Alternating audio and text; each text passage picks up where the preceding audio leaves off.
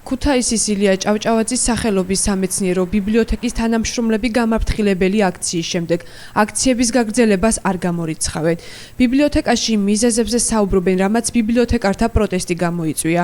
დაწესებულების დირექტორის მოადგილე ნინო ძოწეინძე განმარტავს, რომ ერთდღიან გამაფრთხილებელ აქციას 3 კვირის განმავლობაში ქალაქის მერთან შეხვედრის უშედეგო მცდელობა უძღოდა. ქუთაისის საჯარო ბიბლიოთეკაში არის უმძიმესი ვითარება წლების მანძილზე და ბოლო ერთი წელია განსაკუთრებით გააქტიურდა ეს პრობლემები და ქალაქის მერიამ ამის შესახებ ძალიან კარგად იცის. მთელი წლის მანძილზე ველოდებოდით იმ დაპირებების შესრულებას, რაც დაისახეს მათ მიზნად, სხვათა შორის ქალაქის მერი შეხვდა ჩვენს კოლექტივს, როგორც კი ჩამოვიდა ქალაქში და გაეცნო აქ არსებულ ვითარებას და ეს დანაპირები ჩავთვალეთ, რომ რეალობად იქცეოდა წლის ბოლოს მაინც, როცა ბიუჯეტის დგება და რაღაც ხელფასების გარკვეული ნაწილის მომატება იქნებოდა, იმიტომ ძალიან მიზერულია ხელფასები საბიბლიოთეკო ქსელში. და არა მარტო ხელფასები, საერთოდ ძალიან ბევრი პრობლემის წინაშე დგას ბიბლიოთეკა. ვერ მოხერხდა 3 კვირის მანძილზე თანამშრომელთა შეხვედრა ქალაქის მერთან. ქუთაისის სამეცნიერო ბიბლიოთეკა 12 საქალაქო ბიბლიოთეკას აერთიანებს.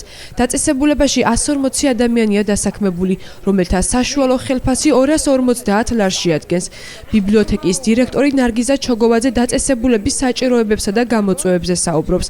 დასაქმებულთა ხელფასების გაზრდის გარდა, ბიბლიოთეკის საჭიროებების სიაში შენობის რეაბილიტაცია, კომუნალური გადასახადების დაფარვა და ახალი ლიტერატურის შეძენა ხვდება. ნარგიზა ჩოგოვაძე განმარტავს, რომ ბიბლიოთეკის 611.000 ლარიანი ბიუჯეტის დაახლოებით 85% თანამშრომელთა ხელფასებზე მოდის, ხოლო სხვა საჭიროებებისათვის დაწესებულებას თანხების ეკონომიური ხარჯვა უწევს. რაიმე კონკრეტული გადადგმული ნაბიჯი იმისკენ, რომ 2015 წლის ბიუჯეტში, ქალაქის ბიუჯეტში ჩვენი ბიუჯეტის ზრდა სახელფასო განაკვეთში მხოლოდ გაიზარდოს, არ არის დღეს მდგომარეობით. წყალიც კი ჩამოდის ბიბლიოთეკის ზოგიერთ ნაწილებში. ჩვენ ეს შევაკეთეთ, განა არ შევაკეთეთ ერთჯერადად, მაგრამ იმდენად ძველია ეს შენობა უკვე, რომ ესე ლოკალურ შეკეთებას უკვე ვეღარ ექვემდებარება და აღარ ექვემდებარება და აქ ისეთი სივიწროვეა, რომ ერთ პატარა ოთახში ზის და მუშაობს, რა თქმა უნდა, გაჭირების ტოლფასად, 7 და 6 და 7 ადამიანი.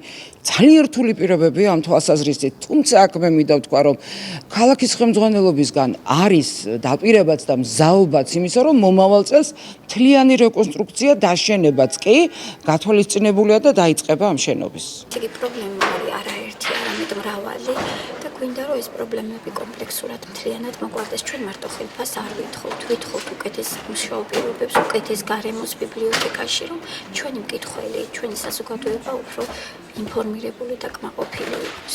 ქუთაისის სამეცნიერო ბიბლიოთეკის გუნდი დაწესებულებაში დაწყებულმა პროტესტმა ორად გაყო. თანამშრომელთა ნაწილი ხელფასების ზრდის მოთხოვნას უერთდება, თუმცა აცხადებს, რომ ხელფასების გაზრდამდე დამფინანსებელს ქალაქის მერიას გაკეთებული საქმე უნდა დაანახონ. ბიბლიოთეკის თანამშრომელთა მეორე ნაწილი დასაქმებულთა აღნიშნულ კატეგორიას ვიცემერის ნოდარ მიქიაშვილის ფავორიტებად თვლის. თუ საკუთარი ხელით არ ავამოძრავეთ, მელოდიას ხوار გამოცეს. ასევია ბიბლიოთეკარის შრომა. თუ საკუთარი ხელით არ ვქმნით პროდუქტს, ისე შედეგს ვერ მივაღწევთ. გამომდინარე, რომ თავისით არ დაუბრალს, ანუ თუ კი არ მუშაობთ, თავისით საქმე არ კეთდება ესე. ანუ ჩვენი შესრულებული სამუშაო გვაძლევს ჩვენ შედეგს და ჩვენი შედეგის შესაბამისად ვითხოვთ შესაბამის ანაზღაურებას. ეს არის ჩემი განყოფილების პოზიცია, გულახდილებს რომ გითხრათ, რადგანაც მე არ ვაპროტესტებთ იმას, რომ ხელფასი არ არის მაღალი. მე ვაპროტესტებთ იმას, რომ უნდა იყოს მაღალი. სამეცნიერო ბიბლიოთეკის თანამშრომელთა ნაწილს პრეტენზიები ქალაქის ვიცემერთან ნოდარ მიქიაშვილთან აქვთ. ნინო ძოწეინძე ვიცემერის მხრიდან ბიბლიოთეკარების მიმართ გაჟღერებულ მუქარასა და რეორგანიზაციით დაშინებაზე საუბრობს. ბიბლიოთეკაში აღნიშნავენ, რომ ადგილობრივი ხელისუფლების მხრიდან ბიბლიოთეკართა მიმართ გაცემული დაპირებების შესრულებას დაახლოებით 1 წლის განმავლობაში ელოდებოდნენ. გამოიკვეთა ერთი გამაოგნებელი ფაქტი. ვისმენთ ნოდარ მიქიაშვილის ვიცემერის განცხადებას, რომელიც არის აბსოლუტურად არაადეკვატური შექმნილ ვითარებასთან. თითის ქნება მუქარა რეორგანიზაციაზე საუბარი, რასაც ჩვენ ვითხოვდით ადრე, მაგრამ სუფთა და სამართლიან რეორგანიზაციას და კონკურსზე საუბარს, ატესტაციაზე საუბარი. უკაცრავად, მაგრამ ბატონმა მიქიაშვილმა ძალიან ბევრი შეუცდომა დაუშვა ერთ განცხადებაში და რა დაეკითხოს თავის იურისტებს და მიხვდება.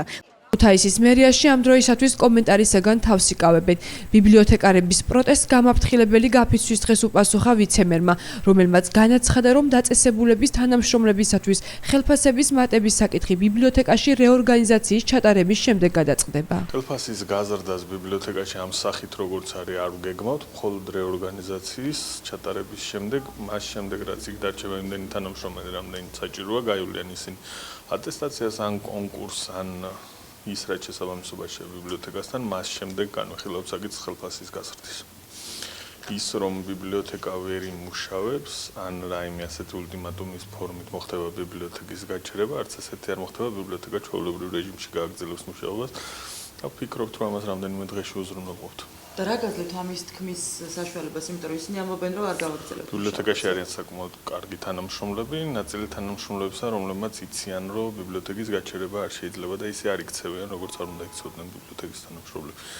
ნაწილი ბიბლიოთეკისა ფიქრობს, რომ ხელფასი თუ არ გაიზარდა, ამისთვის ბიბლიოთეკის მუშაობა არ უნდა გაჩერდეს. ნაწილი ფიქრობს, რომ ეს ასე არ არის. ჩვენ ვფიქრობთ, რომ მხოლოდ რეორგანიზაციის შემდეგ იქნება შესაძლებელი მათთვის ხელფასების გაზრდა, მით უმეტეს იმ პირობებში, რომ წელს მათ ხელფასები 25%-ით გაიზარდათ. ქუთაისის სამეცნიერო ბიბლიოთეკის თანამშრომლები საზღვარგარეთ მივლინებით მყოფი ქალაქის მერის დაბრუნებას და მასთან შეხვედრას ელოდებიან. ამის შემდეგ გადაწყდება ბიბლიოთეკა პროტესტის გარეშე გააგრძელებს მუშაობას თუ ადგილობრივ ხელისუფლებას ნაკისრი ვალდებულებების შესრულებას გაფიცვის ფორმით აიძულებს.